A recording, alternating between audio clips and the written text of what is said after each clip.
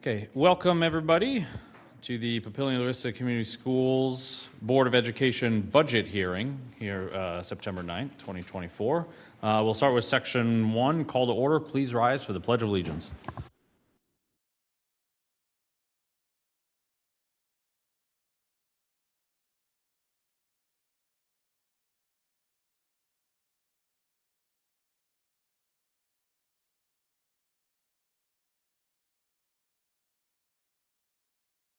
Okay. Roll call. Mr. Lotus? Here. Mr. Madler? Here. Ms. Fisher? Here. Ms. Witt? Here. Mr. Bailey? Here. Ms. Wood? Here. All present? Okay, I'd like to point everyone to the open meetings law that we have posted on the entrance of the room.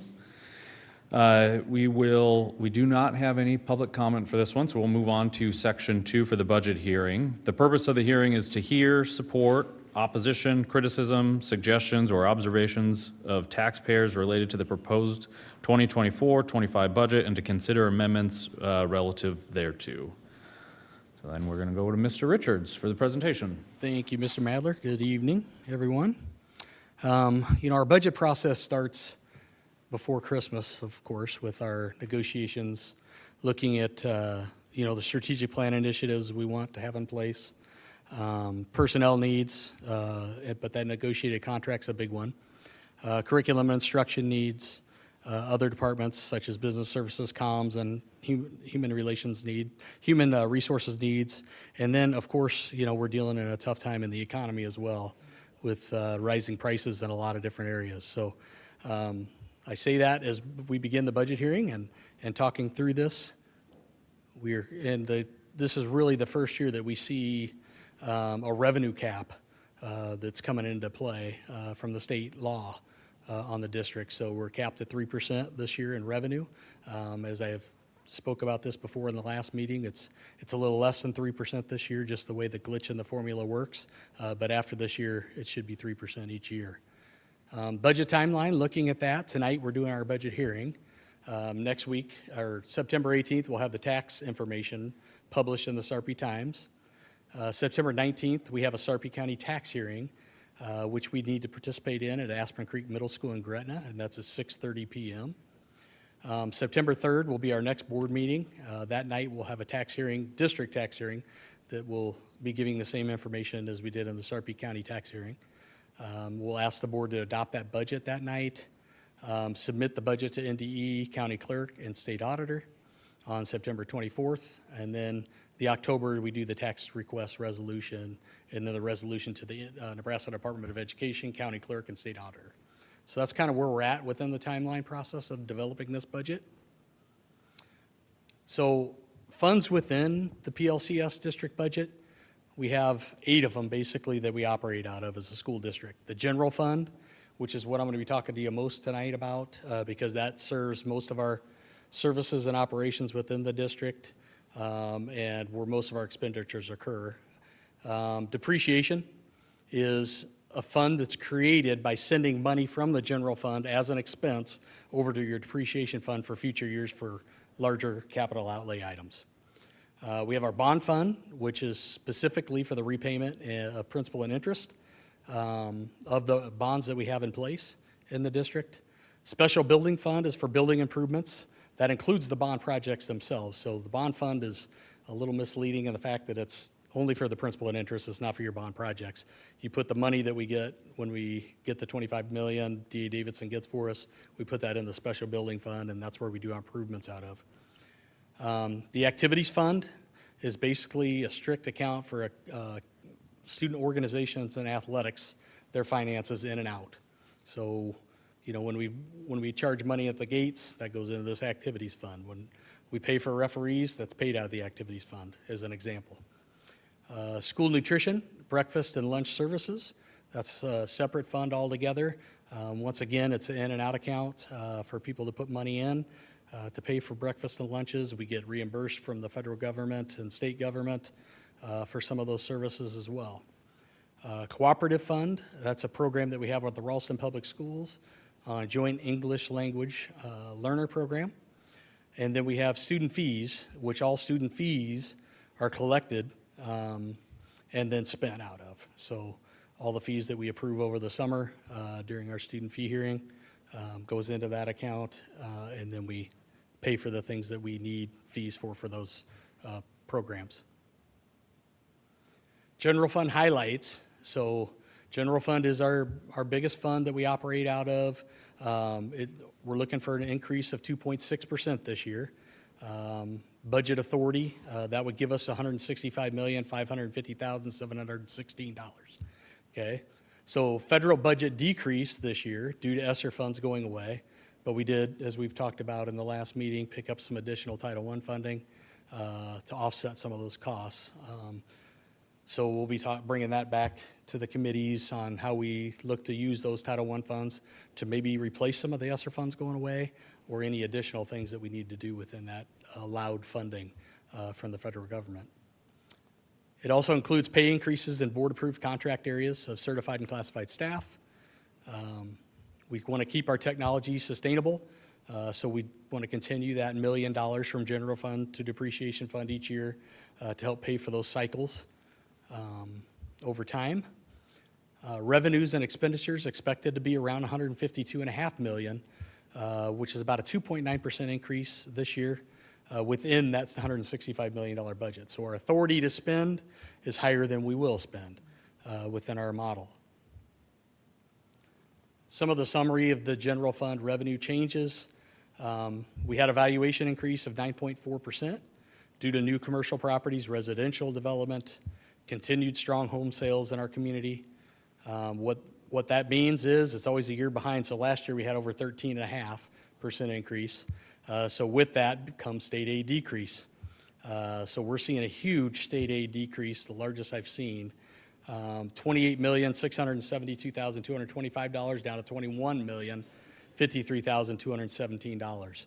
And I just want to point out, this is the way the state system operates with their TIOSA state aid formula. So as you hear the rhetoric in Lincoln a little bit, blame schools for raising their property taxes.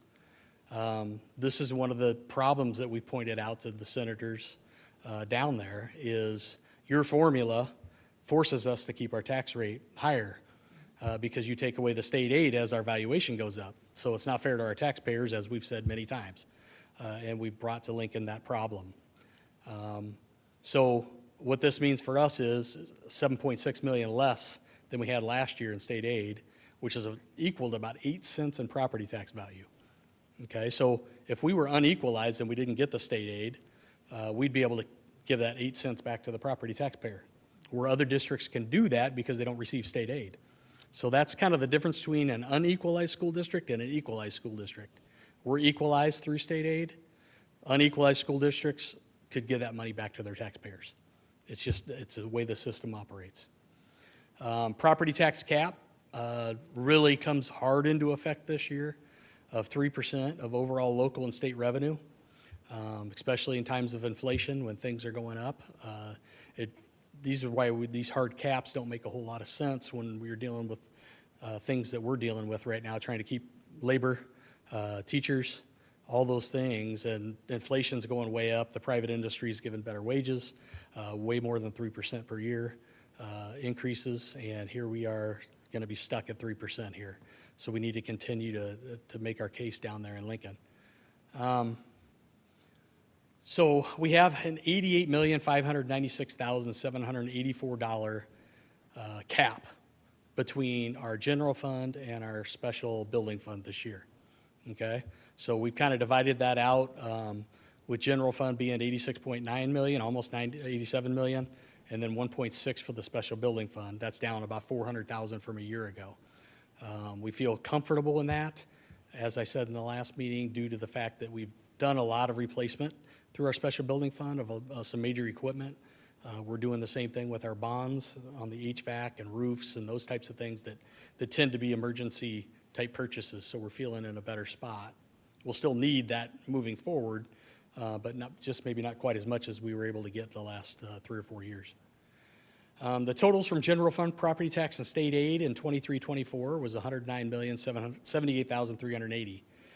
You can see how there's just that glitch in the formula. These are our two main revenues that's going to take our revenue actually down over $1 million this year. due to that special ed money kicking in and putting you in kind of a situation where it's not 3% this year for anybody. Okay, next year it should be. The way we see it as business managers is it's a one-year deal. We kind of knew that last year going into it. So you can kind of see on a graph there with state aid, that typically it's gone down from over 35 million, and here we are down to 21 million over the last 4 years.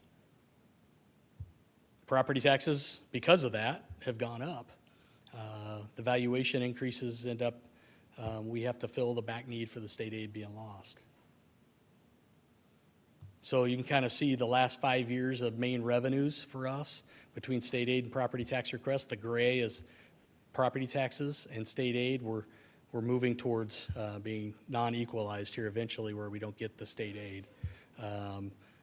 In the last 2 years, they have what's called a foundation aid, where you get $1,500 a student, and for us, that's over $18 million. So over $18 million of the 21 we're getting this year in state aid is foundation aid. That's supposed to never go down within this formula. So that's good news. If everything would stay put for the next couple of years, the legislature, and they kept these laws in place, because there's no more state aid to lose at that point, and we can give the property tax people back what they deserve back from their valuation increases.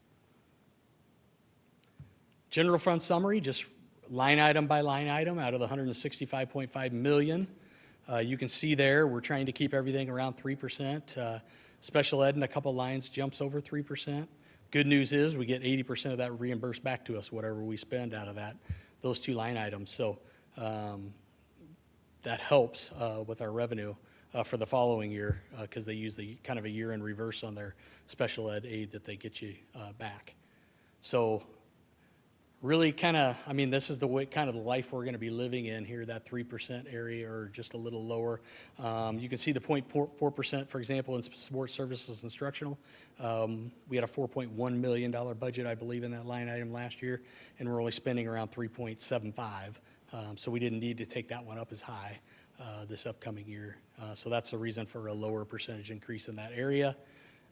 We added a couple line items, or one line item here, the private grant programs, which I talked about in the last meeting as well, for the learning community grant that we received of $392,000, and then any foundation in and out account, so to speak, on that line item where foundation awards a grant, and then we would go ahead and pay for that, and then they're able to pay us back for that expenditure.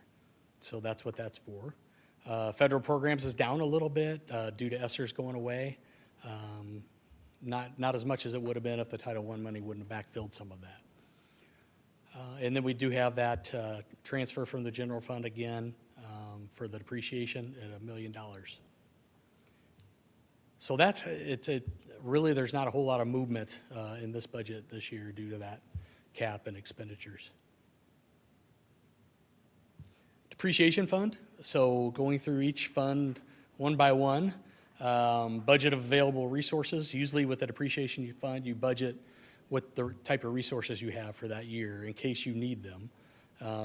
Chances are we spend less than $1 million or right at $1 million for fund for technology replacement equipment. And if we need to go over and above that in a certain year with certain cycles for replacement of student computers, we'll do that. So that's kind of what this is for. Bond fund, again, principal and interest payments. We're estimating up to $19.397 million. We don't have the exact numbers because we still need to pull out some more money this fall to do some more bond projects. So that gives us authority to spend up to that amount. It probably won't be that much, but it allows us to pay for that much in principal and interest, but we won't know that payment until we pull it this fall. And then we usually make one payment in June during the 24-25 fiscal year. Special building fund, we're budgeting $33,058,561, up about 1.6% from last year. This should give us the room to do the projects we need to this year. That's something I'll be keeping an eye out throughout the whole fiscal year, making sure we don't exceed that. If we were to go over that and we're just really rolling on our projects, then we'll do a special hearing and raise that amount up. But I think that's going to be plenty for us. So we should be in good shape. Other funds, budgets, activities is 3.7 million. We took that up about 2.8%. School nutrition's up about 1.2%. We usually, when you think about school nutrition, we usually budget more than we're going to need to spend for that year. So we have plenty of room to spend for, food service equipment or any of those things that we may want to do within our bond projects. We can pay for equipment out of that for food service. That's been a practice for quite a while in the district, and we'll do so here as well this year. Cooperative fund, again, we're staying the same. We come under that number tad each year. And then student fees, 1.5 million, setting it at that this year. Again, that's just an in and out account, so it gives us plenty of room for expenditures if needed. Now getting into taxes, I know I'll talk more about this at the next tax hearing, or the next couple tax hearings. We have a tax levy of almost $1.15 a year ago. We found some more room within that bond amount to bring that down to 2.6 cents on an overall property tax levy, which we're real happy with. And as you can see, the tax levy history in the district has gone from $1.30 in 2018-19 to just over $1.12 this year. So something we're proud of being able to do. I think that 22-23, how were we able to lower it that much? That's when we got the excess special ed money kicked in from the governor in the legislature.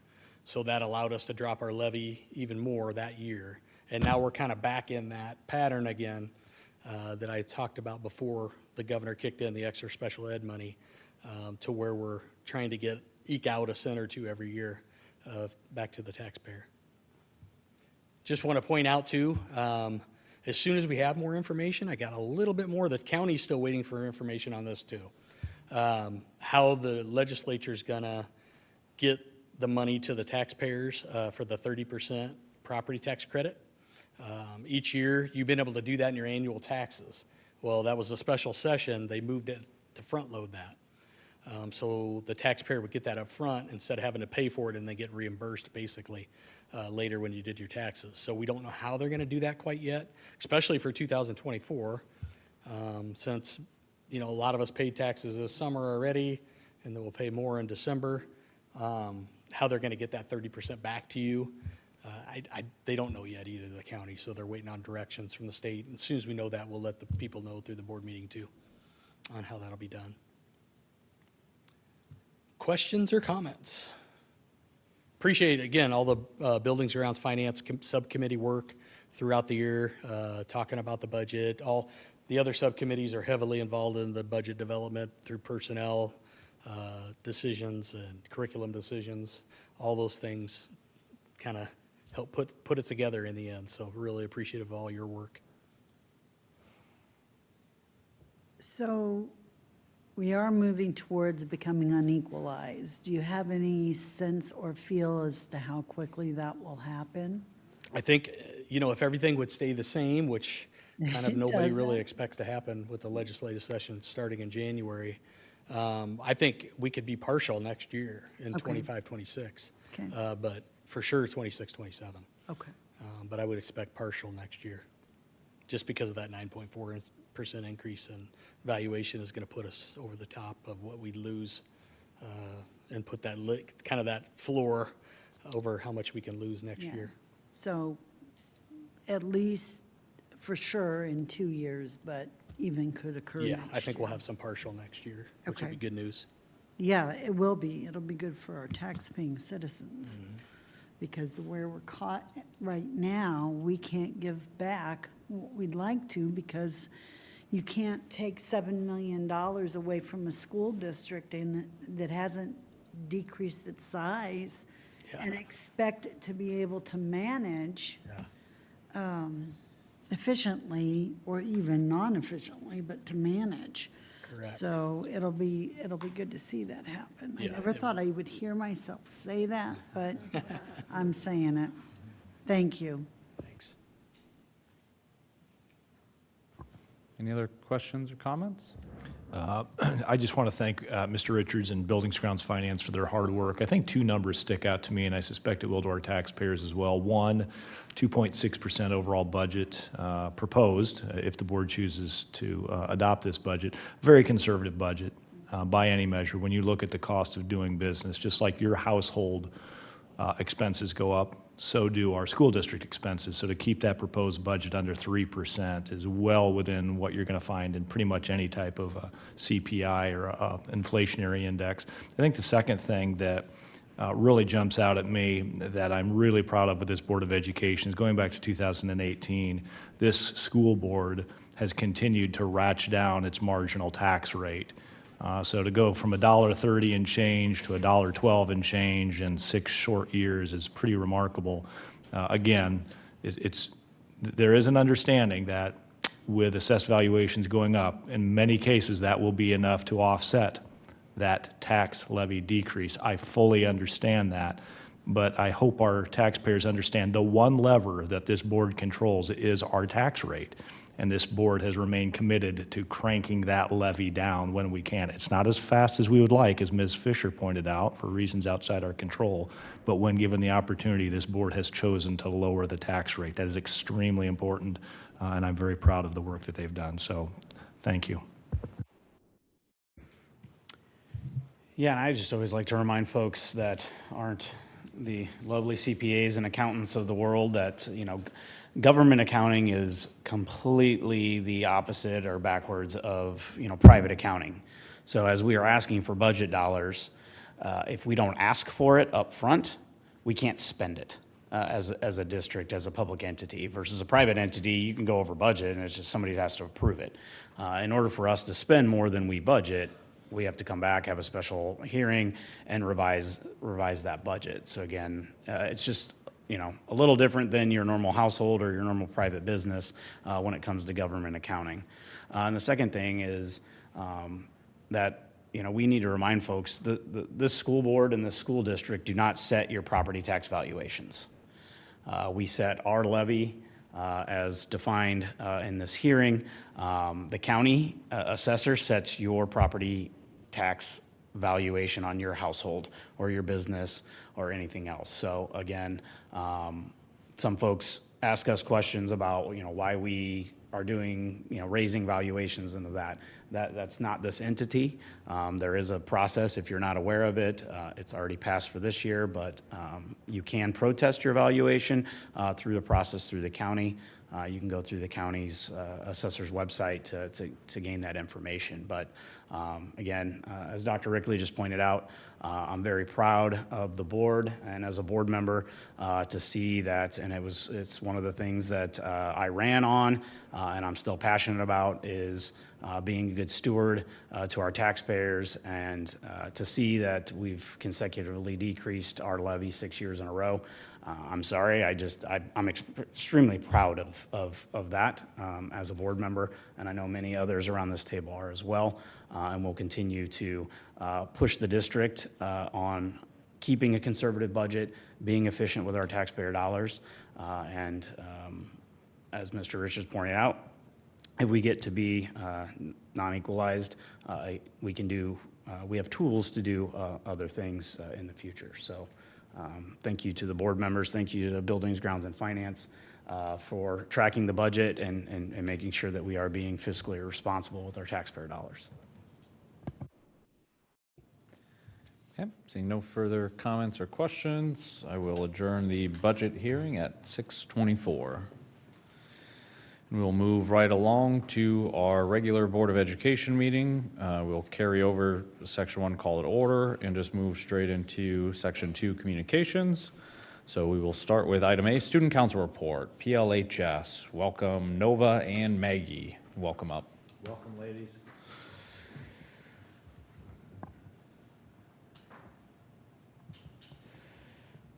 Sorry, we don't have to take.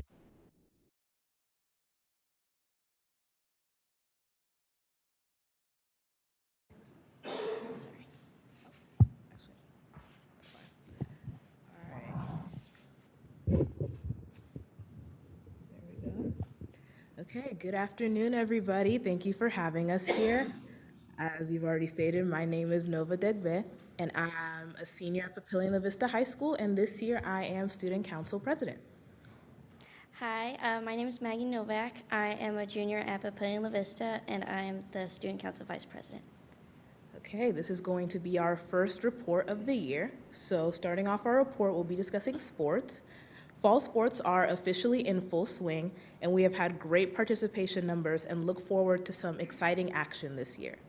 And speaking of exciting action, we'd like to congratulate our football team for their incredible win 2 Fridays ago.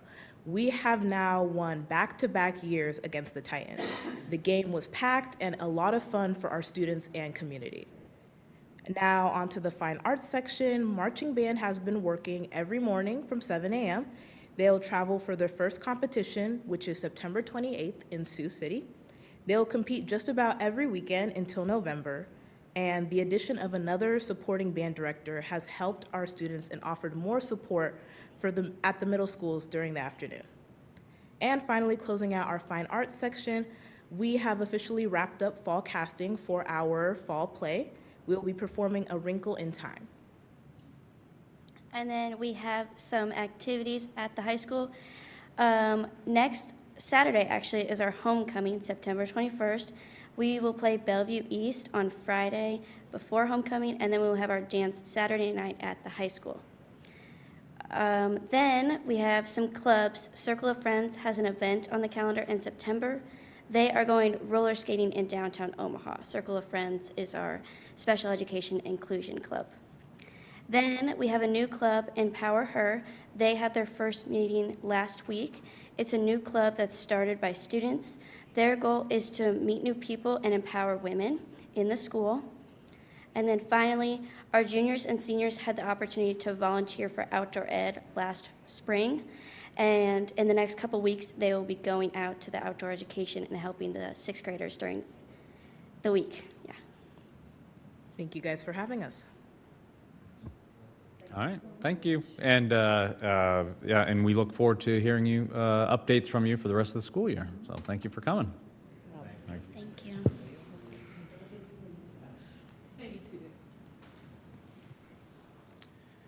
Okay, we do not have any public comments for items not on the agenda, so we will move over to item C, Superintendent's Report. Dr. Rickley. Thank you very much, Mr. Madler, members of the board. Thank you for being here. For our audience members, staff members that are here in attendance, thank you for being here. For those that are watching at home on YouTube, we appreciate you engaging with your community and your Board of Education. It's been a busy time with back to school. We celebrated our first official school break of the year with Labor Day. A week ago tonight, we were closed. All schools and offices were closed. Tuesday, our staff returned for professional development, but the kids had the day off. So we're officially in the thick of it. It won't be long until we're already thinking about parent-teacher conferences and mid-quarters. It goes by incredibly fast in the fall, needless to say. Along with back-to-school stuff, we've also had a number of Monarch and Titan contests already, as our ladies pointed out. Monarch Titan volleyball hosted at Papillion La Vista South High School. Foundation Field played host to the Monarch Titan game. And as the ladies pointed out, what an incredible showcase, not only for the 2 high schools, but for our community. Beautiful weather, marching band, cheer, dance. 2 football teams that really don't like each other very much on the field, but those kids love each other off the field. And it's just a wonderful way to celebrate what makes this school district such a special place. And I know we had most of our board there and many of our staff. So thank you for supporting those events that make this such a very special place. I think the ladies also mentioned we've got homecoming coming up. We've got homecoming at Papillion La Vista South coming up this weekend. We've got homecoming at Papillion La Vista High School coming up the following weekend. So if you haven't picked out your tux or your dress yet, ladies, there is still a little bit of time, not a lot, but it'll be a fun couple of weekends for us. On the political end, we had the opportunity to meet with Congressman Flood. He was in town recently and held a meet and greet at Talus Restaurant here in the school district. A number of us were able to meet with Congressman Flood, talk about some local issues impacting our school, our community. Congressman Flood is a very strong advocate for public schools and the Papua La Vista Community Schools in general. Likewise, we had the opportunity to attend the United Way campaign kickoff in downtown Omaha last week. Governor Pillen attended. I had a few minutes to speak with Governor Pillen about the upcoming legislative session. I know he's disappointed that didn't get the tax relief he was looking for in the special session, but I'm quite confident we're going to see more of those priorities emerge when the unicameral reconvenes in January. Outdoor Ed is underway, thanks to Shireen Siri and the CIAT team for continuing to supervise that program for our sixth graders. For those of you that aren't aware, this is a program that we've done in this school district for generations. Ms. Ann Danner is mother of Outdoor Ed. She goes out every single year. She leads our kids. She teaches, I know she teaches an instructional unit. Generations of Papua La Vista Community Schools students have gone through Outdoor Ed, and it usually, for many of our kids, including three of my own, actually my third just went through it, that is, if not the most memorable experience in their entire academic career with us. It always ranks in their top 5. It's just an incredible experience for our kids to experience outdoor science, multidisciplinary units in a way they might not otherwise have, and that's all being supported by our foundation, so special thanks to them. Also wanted to thank Dr. Settles and Dr. Myers in particular for yet another successful community closet event. I know almost everyone's aware of the community closet, provides clothing, provides shoes, provides basic hygiene items to some of our most vulnerable families. It was at La Vista Middle School this last Saturday morning. Dr. Myers told me we had just under 150 families, 60 volunteers, including our own Skip Bailey and his lovely wife, Sherry, all kinds of district administrators, district staff, almost 9,000 items were given out. Though the event didn't start till 10 o'clock, I showed up a little after 10 o'clock. I was told people were already lining up before 8 o'clock. So that tells you a little bit about there's need in this community, ladies and gentlemen. This is a very, very blessed community in so many different ways, but there's probably not one of us in this room that hasn't hit a rough spot in their life, and they needed a little bit of help along the way. And that's exactly what we do, and I'm proud to be part of that. So special thanks to everybody that made that possible. Our next event is coming up on November 9th, so we're excited to help out just a little bit more because that's what we're all about. And with that, Mr. Madler, I'd conclude my superintendent comments for the evening. Okay, thank you, Dr. Rickley. Moving on to board reports. Well, I'll just continue. That community closet event, first time I had a chance to volunteer, and I give all the credit to my wife because she's the one that signed up, and I was like, oh, well, can I go? And so, yeah. And she gave Dr. Myers a heads up I was coming, but I just wanted to kind of sneak in there and just get in the middle of it. And it's absolutely amazing. If you've never been to one of those events, it's the number of people that were lined up, and we were told, I think the first person in line told us they got there at 7. Yeah, and they were lined up down the sidewalk. Parking was near impossible because there were so many between the volunteers and all the families that were there. But you find a place to park and went up there, and I mean, they match you up with a family, and I was the clothes mule walking around while they picked out clothing items and everything, carrying all this stuff, and it was it's amazing. Some of the stories and the people that I talked to, you realize how appreciative they are of the community closet and what we do. I mean, I had one mother of 2 girls, and she was telling me how she moved particularly into Papillion because she knew about it, and then she said, she was like, well, where I came from, there's nothing like this. And she needed it, and she had I think a 5-year-old and maybe an 11-year-old, and I was talking to the 11-year-old, and she was so funny because she's holding up shorts, and she's like, which one? And I was like, the bright ones, get the bright ones. And she was talking to me about all the, everything. She was telling me she's at, I think, Golden Hills. Is there a Ms. Wilson that works there? Yes, and she was telling me how much she loved Ms. Wilson, how much Ms. Wilson loves Minions. And there are Minions all over her classroom, so I was being told that. And, and it was just talking to another lady, and she was there, and she was so grateful, just trying to get things for her son. It's just she and her son. And, I'm like, well, you're here. Do you want some things? She says, no, just my son. I mean, it just, you realize how much, like you said, that people in our community need this. And you should be so proud because I know this was your pet project, but this community needs to be proud.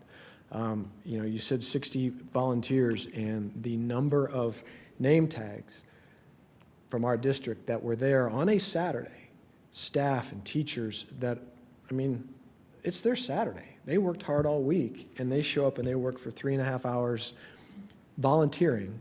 And, you know, you see that and you just realize these teachers are heroes. I mean, they're amazing. And I just, like I said, I could go on probably, you know, you guys would kill me, but I could go on for another 10, 15 minutes about this. It's just, I was overwhelmed by how much that the teachers in our community, the staff in our community do outside to take care of these families, not just in the classroom, but all facets. So thank you, Dr. Myers. I look forward. Hopefully I can make the November one because I'm ready to do it again. So it was outstanding. So I'll shut up now, but thank you. I attended the Teammates Kickoff Luncheon on August 29th. There was a great turnout of mentors there. And again, just another demonstration about how the people in our community step up to support our kids. And they were going to be meeting with their mentees starting, I believe, September 3rd.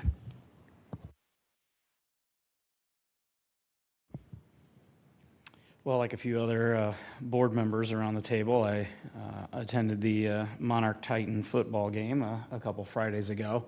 And just what an event, what a game. Just back and forth, just a great battle between two competitive teams. But I really wanted to highlight some things that folks in the stands or around that they maybe didn't have the opportunity to see that a few of us board members got to see, which is, one, a huge thanks to the Papillion Police Department and probably the Sheriff's Department and everybody else operating logistics and traffic flow and crowd control. I mean, that place was packed. So to make sure that everybody got in and out safely, I know they had an amazing planning session and communicated a few things with a few of the officers that I spoke with. You know, for that big of a community event in that area, just well done and much appreciated. And one of the biggest things that we've talked about and we've celebrated over the last few years is our PLV Media Academy. I mean, they're broadcasting these games, you know, whether it's football, volleyball, you know, all kinds of different events. To see their operation up close and personal, I was mind blown. I mean, you've got one room where they're doing the play-by-play and the analysis and all that, and then next door is the operations of the multiple cameras and the microphones and just, you know, cutting to the replay and everything else, and then to talk to their sponsor and find out that night for most of them was their first night doing whatever job they were doing that night. They hadn't operated that camera before. They hadn't been in that operations room before. And so I was poking around, and one of the students looked at me and he's like, "Do you need her?" And I said, "No, I just want to watch." I was like, "You guys are amazing what they were doing." And so, I mean, using the technology and then obviously pregame, you know, the stuff on the video board, they're using the new media classroom at Monarch with the new graphics and the green screen and the things that they can do now with thanks to, you know, Meta and the donations and everything else. It was just pretty cool to poke my head behind the curtain. And these, you know, this isn't a professional news organization or sports organization. It's not ESPN. It's not Fox Sports. I mean, these are high school kids performing at an extremely high level to broadcast that event to the community. I was just blown away. So kudos to those kids for finding a passion and wanting to try an academy and do something pretty special on a pretty special night. So it was extremely well done. And I'll piggyback on that, I mean, not only is it a great experience, but it's a great service that we offer the community. I mean, hundreds of people are watching it on YouTube when they're broadcasting it that, you know, they either don't live here or are unable to go to the game, you know, not just for the football games, but for some of the other events as well. So it's a great service that they offer and gives them such great experience. And they take it, I mean, that they take it seriously. I know the play-by-play guy shows up in a shirt and tie when he's doing the game, and they just do such a great job at those games. So yeah, I was able to take the family and I went to the Monarch Titan football game. As everyone said, great night for a game, great game. The community turnout was amazing. We also went to the Monarch Titan volleyball game at Papillion Vista South last week. And, you know, I pull up and the parking lot is already full, you know, 20 minutes before the game, packed gymnasium or auditorium for the gym. And it's just great to see the community supporting our student athletes and being in our schools and just showing up for the kids. Okay. Any other comments? Did the play-by-play guy have a dog like Kirk Herbstreit? I didn't see Okay. one. I should go up there next time. Okay, Yeah. just checking. Yeah. The dog was not upstairs at Foundation Field. I can confirm that there was no dog in that. Yeah, there you go. But one thing I forgot to mention also that the district, both schools have hosted over the last 2 weekends, where they're the Monarch and the Titan cross-country invitationals out at Pavilion South and in Walnut Creek. Those are always massive events. I think the Monarch Invitational, I mean, they started heats at 7 a.m., you know, running through the individual grade levels. You know, to the coaches and the staff, it's always well organized. It's always well supported by not only our community and our schools, but the schools that travel in and know that those are well-run events. So as a former cross-country Monarch, to the cross-country teams that are just off to their beginning, good luck this season, as well as all the rest of the fall sports and activities. Any other comments?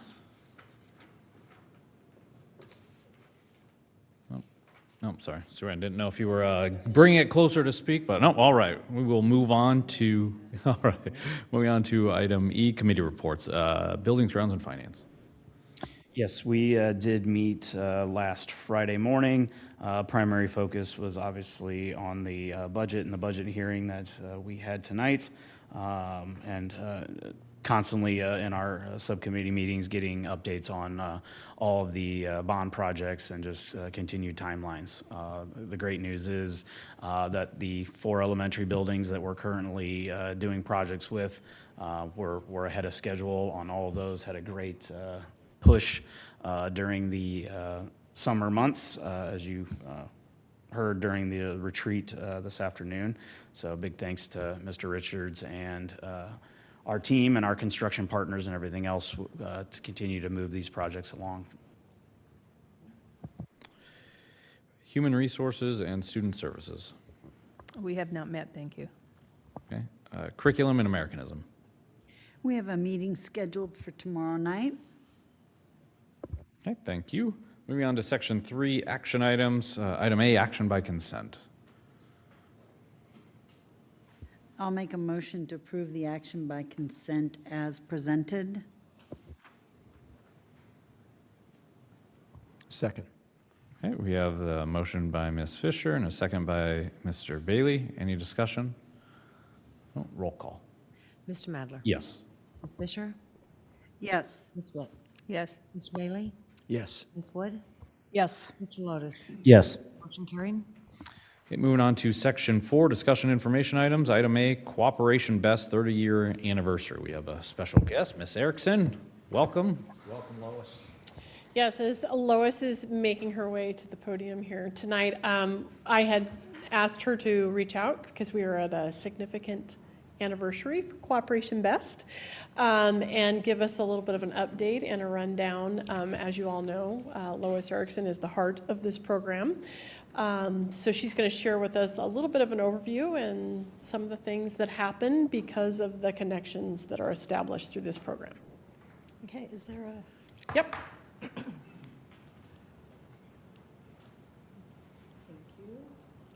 Yep. Just that arrow? Yep. Good evening, Board of Education. Thank you for having me. I'm just going to go through a really brief presentation, give you kind of just a little snapshot about Cooperation Best and what we've done for 30 years. To start, our mission is to enhance learning by connecting students and teachers to business partners to better educate students for tomorrow. And that's where the BEST came from, better educate students tomorrow. And that was 30 years ago. Some of the facts: we were kicked off in January 1995. We have over 275 business partners. Partnerships, we hope, are mutually beneficial for both the businesses and school district. They're based on human resources, not financial resources. And I say that, but I always say it with kind of a wink, because we know anytime a business is in our schools, it's a financial commitment from them. And anytime we're in their business, it's a financial commitment. And we get so much from our business partners. Cooperation Best receives an annual grant from the foundation for some of the extra things that we wouldn't be able to do. Each partnership looks a little different. We're always evaluating and changing and finding ways to better serve both our students and our business communities. I work very closely with the mayors of our two cities and the chamber, and we get a lot of interest in becoming new business partners through those entities.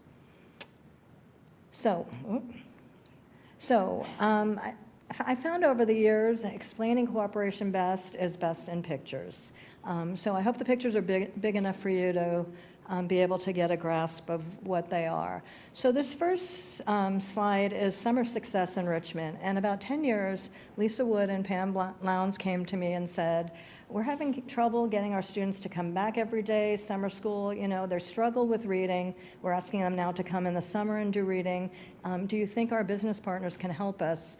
Maybe give them a break from the reading and do something fun. So we reached out to our business partners, and it's been a very, very successful program. Kids rotate in about 30 minutes every day that they're in summer school.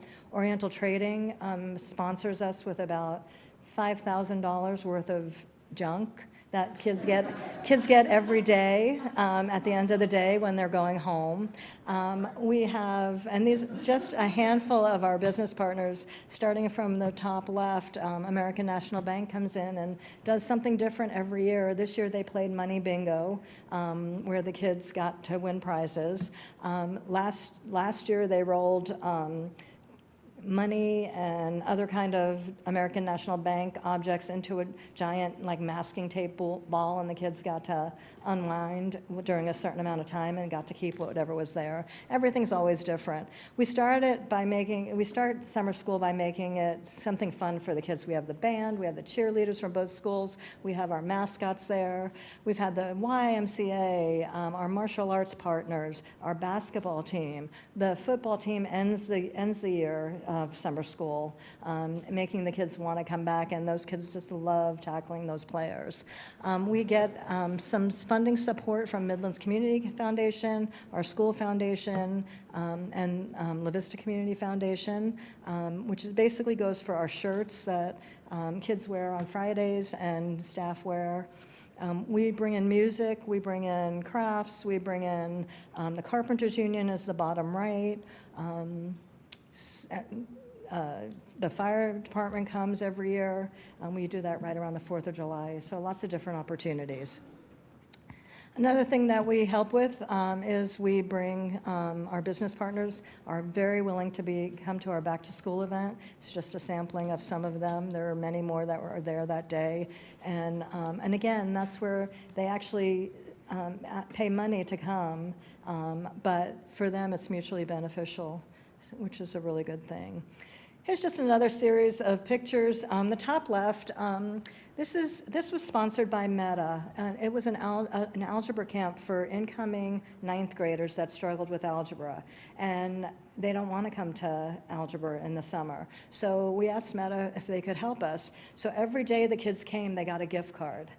Whether it was Burger King, McDonald's, Taco Bell, something. And then if they came all week, at the end of the week, they got a $20 gift card. So they showed up, and the results were really amazing in how well they did in ninth grade. Fairway has given away over 30 bikes to students that don't have bikes. Adapt Chiropractic does a school supply drive every year.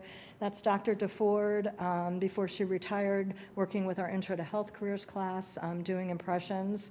And then just recently, the CIA team got to do our fall retreat at the new Smash Park, where they donated the entire place to us for the day. Here we have our Business Expo, where we invite over 60 businesses, college, universities, businesses to come, and we do it in the morning at one of our high schools, and then we give them a lunch on the run, and they go to the other high school. There's Gina V from Gina V PT, working with our Health System Academy students. We work with a lot of the academies. We've done stuff with the Media Academy, the zoo, all of the academies. At some point, Cooperation Best has touched and started. It started with Cooperation Best. There's Caitlin Harvey, our meteorologist from KETV, doing a Zoom with first graders that are studying weather. Chick-fil-A did a cookie war this year where between the high schools who bought the most cookies, Monarchs won, they received $2,000. Titans didn't win, they received $1,000, so basically we all won. And then we have an integrated math class that we do in our high schools for kids that study with, struggle with math concepts. And one of the hardest things for them is data analysis. So we bring in business partners that work with these students, and they come up with basically 20 questions. Then the kids go out and they interview kids in their high school, come up with 100 responses, and then they analyze the data, and we bring the business partners in to for the presentation, so they get that experience of presenting too. Coke was one of our groups this year, and those kids all got shirts.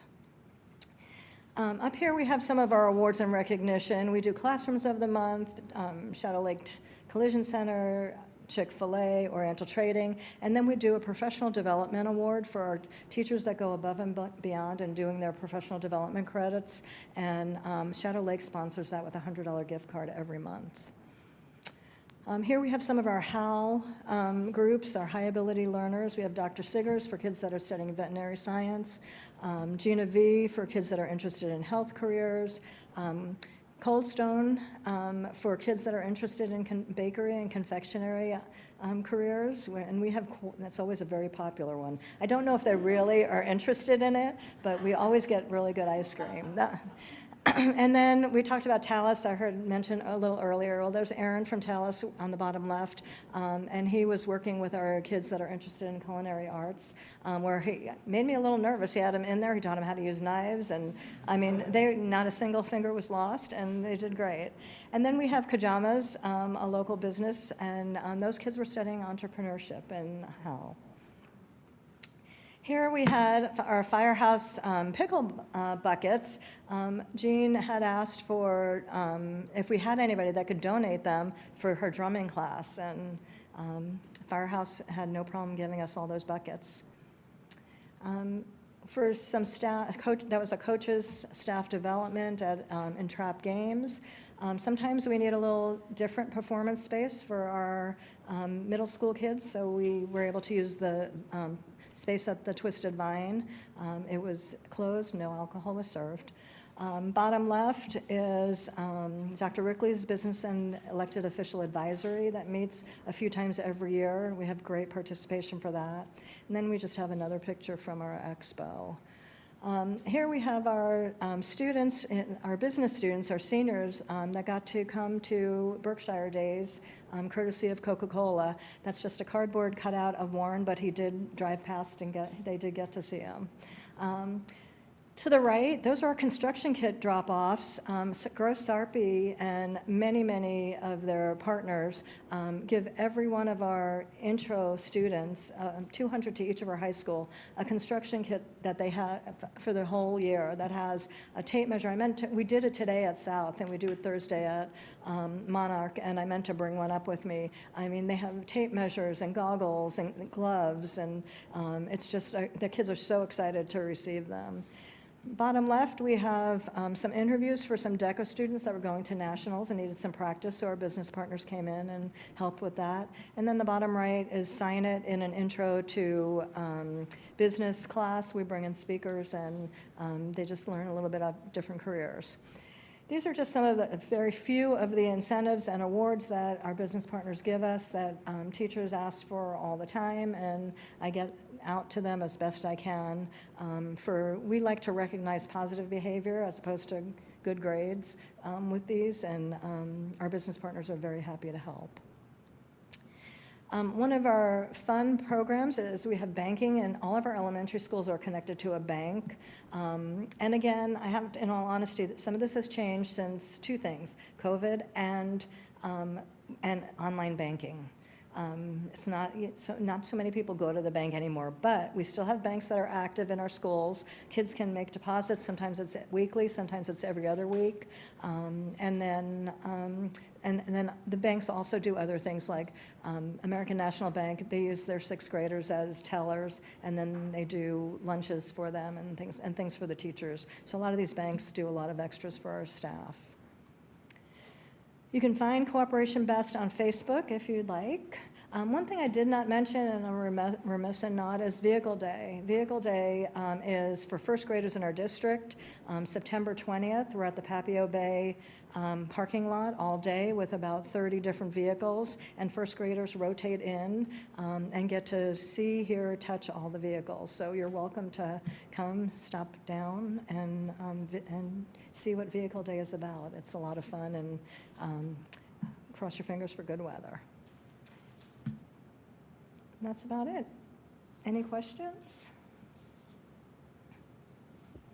I don't have any questions, but Lois, this is like so fantastic what this has brought to our students, our staff, and our families throughout all these years. I remember when my kids were little and enjoying, things through Cooperation Best, and you hear about the kids all the time talking about it. And one of the things I love about it is I always felt like, and you even hit on it tonight, the positivity that it really tries to help teach the children, the good behavior and everything. But just what a fantastic program. To see it 30 years strong is just really impressive. Very. So thank you for all you've done for Cooperation Best, because it wouldn't be what it is today without you. Well, we have great business partners in our community, and people want to be part of it, so I appreciate it. Thank you. Yeah, thank you for a terrific presentation, Lois. Two observations from my vantage point. One, I've worked in several other really well-regarded Class A school districts. I've never worked in a school district that has a business partnership that is anywhere. It's just not like this. It just isn't. I'm not saying there are other programs out there that aren't outstanding. I'm sure there are, but this is the best that I've seen with my own two eyes, and that's due to Lois's leadership. Second thing, when we bring in new business partners, Lois sometimes lets me tag along. Some of them are in district partners, some of them are outside of district partners. Lois knows everyone. Val is right. I mean, programs are bigger than people, but Lois Erickson is Cooperation Best, and Val is absolutely right. We don't have the program we have without Lois's leadership and her visibility in the community. The connection she has with business leaders is just amazing. So we're really, really lucky to have you, Lois. Thank you. I know, I picture it's a lot like if you knew Elvis when he was alive. That's how it kind of is when you go somewhere with Lois. I joke around all the time that Lois is probably the only one in the district that literally pays for herself and part of someone else's salary as well. So our kids definitely benefit from it. Well, thank you. Yeah. Thank you, Lois, and congrats again on the new grandbaby. Yeah, I know.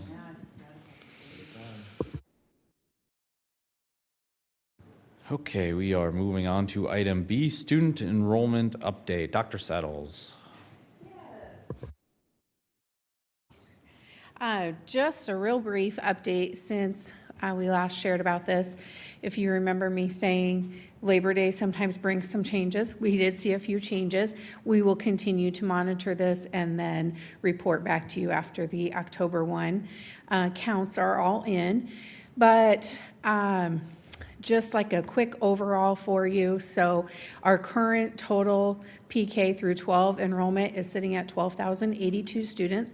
So still up from last year, currently up 43 from last year. We are still up in elementary, middle, and high school. We still aren't to where we were last year for pre-K. That's that influx number though that's changing all the time. So currently that's probably our biggest change that you'll see between now and next time we talk about this. But the other part I will share, and I think I maybe shared this last time, but we do have external students as well that we are responsible for serving or making sure that they are served depending on their situation. So you don't see the external students in here. So those are some of those students you will still see in here when it comes time for that reporting. Other than that, no other big changes. Any questions? No? All right. Thank you, Dr. Settles. And moving on to item C, transition to new school accreditations model. Ms. Siri. Yes, so really this evening I just wanted to make sure that everyone was aware that as outlined in Rule 10, Section 9, each public school has to have a accreditation process in place and be accredited.